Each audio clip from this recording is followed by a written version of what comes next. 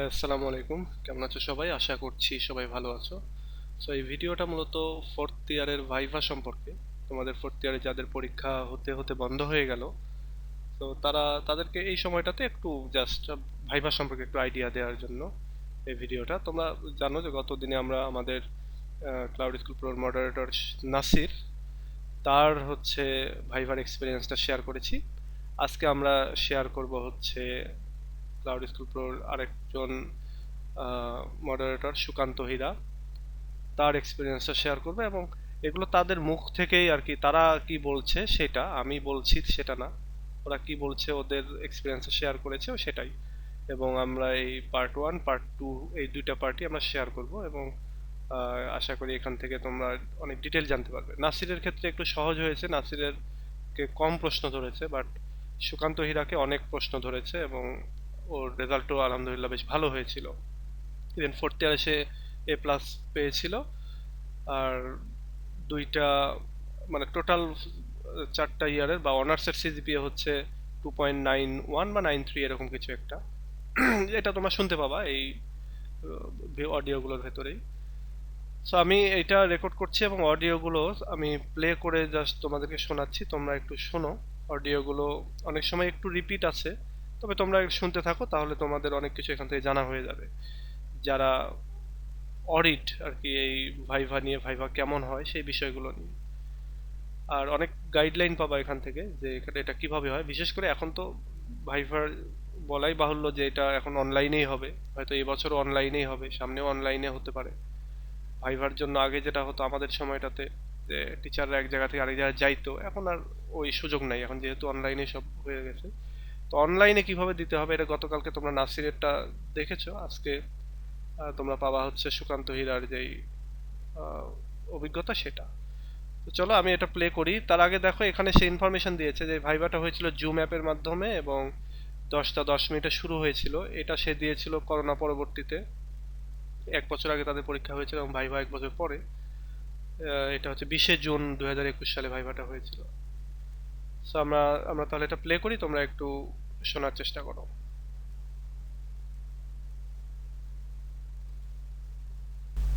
আদাব স্যার, আমার ভাইভাটা হয়েছিল মূলত হচ্ছে জুমকের মাধ্যমে। এবং ভাইভা শুরু হওয়ার আগে আমি খুবই নার্ভাস ছিলাম।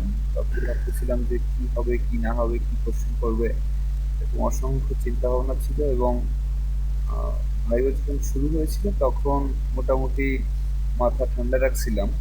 এবং সেদিন প্রচন্ড পরিমাণে বৃষ্টিও হচ্ছিল, আবহাওয়া অনেক খারাপ ছিল।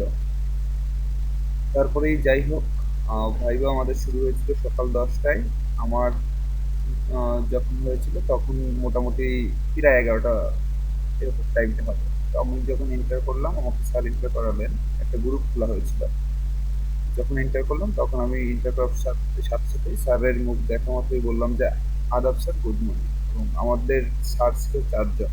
তো ইনি ছিলেন আমাদের হেড অফ দ্য ডিপার্টমেন্ট। প্রথমে যাকে আমি আদাব এবং সালাম দিয়েছিলাম এবং গুড মর্নিং বল। তো সালাম দেওয়ার পরে তারপরে হচ্ছে উনি আমাকে বললেন যে আদাব Sukanta, show your admit card and registration card. আমি সেটা শো করলাম। শো করার পরে, শো করার সময় বলতেছিলাম যে this are here sir, look at the screen, this card may seen, this card may showed in the screen like a mirror. তখন স্যার একটু দেখলেন, দেখার পর যাচাই করলেন, তারপর দেখলেন যে হ্যাঁ ঠিক আছে, যে ওটা আমি।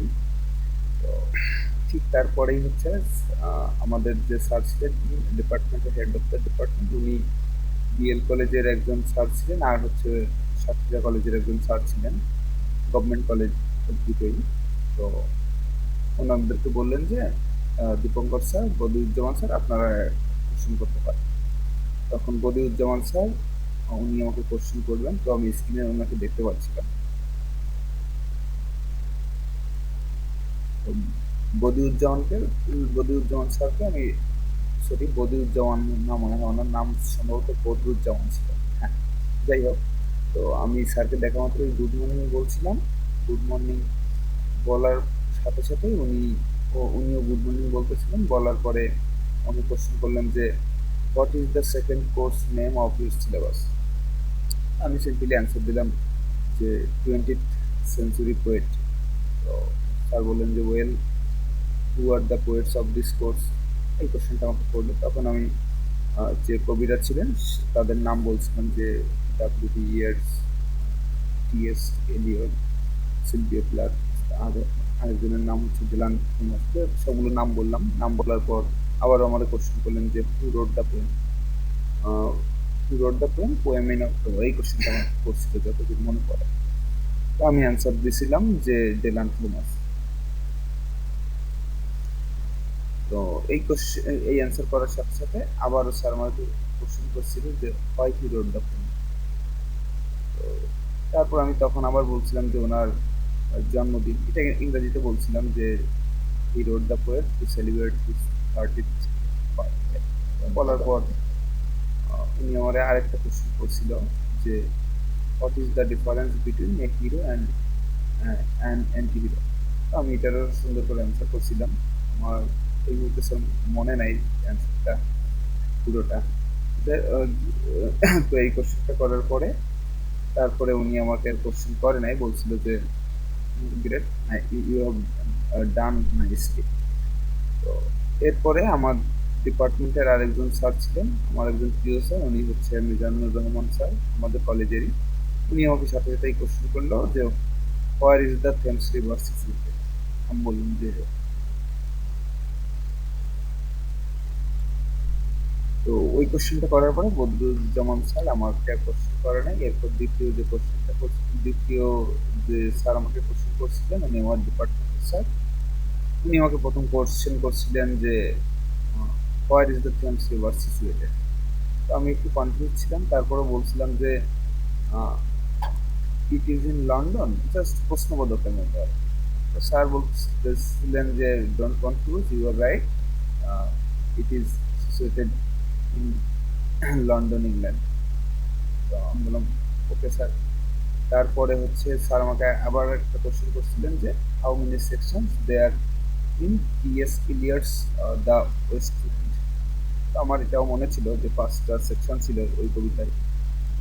সেকশনগুলো হচ্ছে এরকম যে the burial of the dead, the game of চেচ, দ্য ফায়ার সেরমন।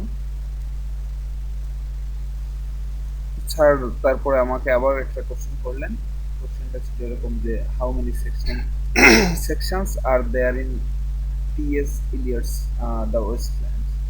তো আমি, আমার মনে ছিল যে 5টা সেকশন আছে এবং সেকশন গুলোর নামও আমার মনে ছিল। আমি 5টা সেকশনের নামই বলে দিই।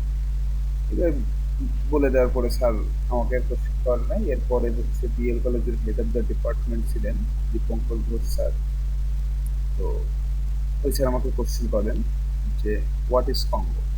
তো আমি একটু কনফিউজ ছিলাম, কারণ এই সাবজেক্টটাতে আমি, আমাদের অনেক আগে পরীক্ষা হয়েছিল, প্রায় 1 বছরের মতো গ্যাপ হয়ে গেছিল করোনার কারণে। তো তারপরেও অ্যান্সারটা আমি করতে পারছিলাম যে ইট ইজ, অ্যান্সারটা দিছিলাম এরকম যে it is the name of A river in Africa. বলার পর আবার কোশ্চেন করছে why Congo is famous for. তখন আমি বলছিলাম যে it is actually famous for ivory collection. এই প্রশ্নের পরে আমাকে আমার ডিপার্টমেন্টের স্যার আর কোনো প্রশ্ন করে নাই। এরপর বিএল কলেজের ইংরেজি বিভাগের হেড অফ দ্য ডিপার্টমেন্ট, যিনি দীপঙ্কর ঘোষ স্যার, উনি আমাকে কোশ্চেন করেন হোয়াট ইজ কঙ্গো। তখন আমি একটু প্রথমে কনফিউজ হয়ে গেছিলাম, কারণ অনেকদিন পড়া ছিল না এই সাবজেক্টটা, প্রায় 1 বছরের মতো গ্যাপ দিয়ে। তারপর আমার হালকা মনে ছিল, তো আমি বলে তখন অ্যান্সার করছিলাম এরকম যে it is the name of A river in Africa. বলার পর দেখলাম যে স্যার আবার প্রশ্ন করছে আমাকে যে why Congo is famous for. তখন আমি, এটুকুনো মনে ছিল, তখন আমি এটুকুন আবার বলছিলাম যে it is actually famous for ivory collection. Sir এটা নিয়ে আবার প্রশ্ন করে যে এনিথিং ইলস। তো তারপর আমি, আমার আর মনে ছিল না, তখন আমি বলছিলাম যে সরি স্যার, আই ফরগট। তো দীপঙ্কর ঘোষ স্যার আমাকে আরেকটা কোশ্চেন করছিল যে what are the main feature of Conrad's novel darkness. এটাও আমি পারি নাই। লাস্ট আরো একটা স্যার আমাকে লাস্ট একেবারে শেষ প্রশ্নটা করছিল এরকম যে do you know what is the last articulation of art of darkness. তো আমি বলছিলাম যে দা হরর, দা হরর। তো বলার পর বলছিল, বাংলায় বলতেছিলেন এরপর যে বাক্যটি সম্পর্কে উনি কি তথ্য দিয়েছিলেন। তো আমি সিম্পলি তখন বাংলায় অ্যান্সার করছিলাম, যেহেতু বাংলায় কোশ্চেন করছে। তখন আমি করছিলাম যে সেটি আমার জানা নেই স্যার। তো তারপর উনি আমাকে আর কোশ্চেন করে না। এরপর সর্বশেষ আমাকে প্রশ্ন করছিল আমার ডিপার্টমেন্টের হেড অফ দ্য ডিপার্টমেন্ট, আকমজি কামরুজ্জামান স্যার।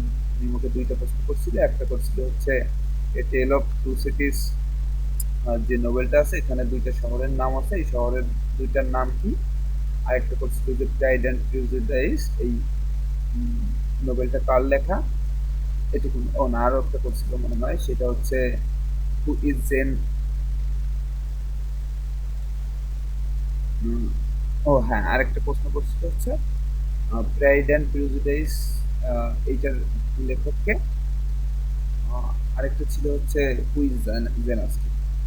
তো সবগুলোই খুবই সহজ প্রশ্ন এবং এগুলো আমি সব পারছিলাম। জাস্ট দীপঙ্কর ঘোষ স্যারের দুইটা কোশ্চেন পারিনি। এছাড়া মোটামুটি সব আহ, অনেক ভালো করে সমাপ্ত হয়েছিল ভাইভাটা। এবং যখন বের হয়ে যাই তখন একটু বলি, তখন স্যার আমি এরকমটা করছিলাম যে এখন যে কামরুজ্জামান স্যার আমাকে বলতেছিল যে সুকান্ত, ইউ মে লিভ নাও। তো আমি আবার স্যার সালাম দিলাম। সালাম দেওয়ার পর স্যার আমাদের ওইখান থেকে রিমুভ করে দিয়েছিলাম। তো এই হচ্ছে আমার ভাইবা হয়েছিল স্যার। আর ভাইবা দেওয়ার পরে আমি তো অনেকদিন পরে আপনার সাথে এটা নিয়ে কথা বলতেছি। তো সেখানে আমার রেজাল্টটা অনেক ভালো আসছে। ভাইবার ওই সাবজেক্টে হচ্ছে আসছিল A+, আর টোটাল ফাইনাল ইয়ারের রেজাল্ট আসছে 3.1। আমার ভাইভাতে আসছিল হচ্ছে A+ই আসছিল। আর টোটাল ফোর্থ ইয়ারের রেজাল্ট আসছিল আমার 3.10। আর বাদ বাকি টোটাল 4 ইয়ারের জিপিএ, যেটা সিজিপিএ করা হয়েছে, সিজিপিএ তে আমার আসছে হচ্ছে 2.91। তো এতে আমার প্রথমে একটু খারাপ লাগছিল, কারণ ফার্স্ট ক্লাসটা আমি রাখতে পারি নাই। আমার সেকেন্ড ইয়ার আর থার্ড ইয়ারের পরীক্ষাটা অনেক ভালো হয়েছিল, আমি জানি না রেজাল্ট একটু মোটামুটি লেভেলের কেন আসছে। তারপর আমি আমার রেজাল্ট নিয়ে খুশি স্যার। আর আপনার হেল্পের কারণে অনেকটা বেশি খুশি হয়েছি, কারণ আপনার ওই সামারিগুলো পড়ার পর আমি ফ্রি হ্যান্ড রাইটিং এ লিখতাম। স্টাডি গাইডটা ওরকম ভাবে আমি পড়ি নাই স্যার। যা পড়ছি সব সামারিগুলো ইংলিশে মোটামুটি পড়ছি, ফ্রি হ্যান্ড রাইটিং এ লিখে আসছি। আর ভাইভাতে খুব একটা মনে হয় কঠিন কোশ্চেন ধরে না, খুবই সিম্পল প্রশ্নই ধরে। আমি আহ, আমার কাছে মনে হয়েছে মানে সবই সহজ প্রশ্নই। আর ভাইবে আমার বন্ধু বান্ধবী যারা ছিল ওদেরকে অনেক সময় প্রশ্ন করছে, কেউ কেউ একটাও পারে নাই, এরকমও আছে। তো তাদেরকে কিছু কিছু কোশ্চেন হচ্ছিল এরকম যে ইন্ট্রোডিউস ইউরসেলফ, এটা ধরছে। তারপর অনেক সময় যে তোমার প্রিয় লেখককে তার নাম ধরছে, তখন অনেকে সাবজেক্ট বলছে, কেউ কেউ শেক্সপিয়রটা বলছে। তো শেক্সপিয়র যদিও ফোর্থ ইয়ারের সিলেবাসে নাই, তারপর ওখানে ওখান থেকে কোশ্চেন ধরছে। আর এছাড়াও অধিকাংশ যারা ছিল সবাই 19th সেঞ্চুরি নোবেলটা ভালো করে পড়ছিল। আর যারা একটু ওইটা বাদ দিয়ে অন্য অন্য সাবজেক্ট পড়ছিল, ক্রিটিসিজম বা অন্য কিছু অনেক কঠিন, তো তাদের একটু মার্ক মনে হয় যদি অ্যান্সার পারছে অনেকে অনেকটা ভালো মার্কস দিছে। আমাদের ওখানে ও ভালো মার্কস দিছে। তো অধিকাংশ মোটামুটি ভাইভাতে মনে হয় যে ফেল করায় না, আর অনেক ভালো নম্বরই দেয়। যদি একটু কেউ ভালো করে পারে তাহলে মনে হয় A+ সে রাখতে পারবে। আচ্ছা, সো এই হলো সুকান্ত হীরার বক্তব্য। আমি মনে আমি মনে করি যে তোমরা বুঝতে পেরেছো। তারপরে একটু তোমাদেরকে এখানকার চুম্বক অংশ বা আমার কাছে মনে হয়েছে গুরুত্বপূর্ণ সেগুলো একটু তোমাদেরকে মনে করিয়ে দিই। এক হচ্ছে যখন তোমরা অনলাইনে ভাইভা দিবা বা এমনিতে সাথেই সামনেই যখন ভাইভা দিবা, তখন অবশ্যই তোমাদের রেজিস্ট্রেশন কার্ড এবং অ্যাডমিট কার্ডটা সাথে রাখতে হবে। তো এটা মাথায় রেখো। আর একটা জিনিস এখানে সুকান্ত বলেছে, যেটা যে সুকান্তকে একটা সময় বাংলায় কোশ্চেন করা হচ্ছিল। সো এটা একটা কিন্তু ট্রিকি, এক ধরনের ট্রিক্স টিচারদের, বা এমনিতে তোমরা জব লাইফে গেলেও এটা দেখবা যে যদি বাংলায় মানে যে ল্যাঙ্গুয়েজে কোশ্চেন করবে সেই ল্যাঙ্গুয়েজে অ্যান্সার দিতে হবে। নতুবা এটা কিন্তু এটা কাইন্ড অফ ট্রিকি, তোমাকে তোমার মার্কস কিন্তু কেটে নিবে, বা এরকম যে তোমার এই সেন্সটা নাই এটা জিজ্ঞাসা এটা মনে করবে। তো যদি কখনো কোনো টিচার ইংলিশেই জিজ্ঞাসা করে তাহলে ইংলিশেই প্রশ্ন, যদি বাংলায় জিজ্ঞাসা করে তাহলে বাংলায় প্রশ্ন।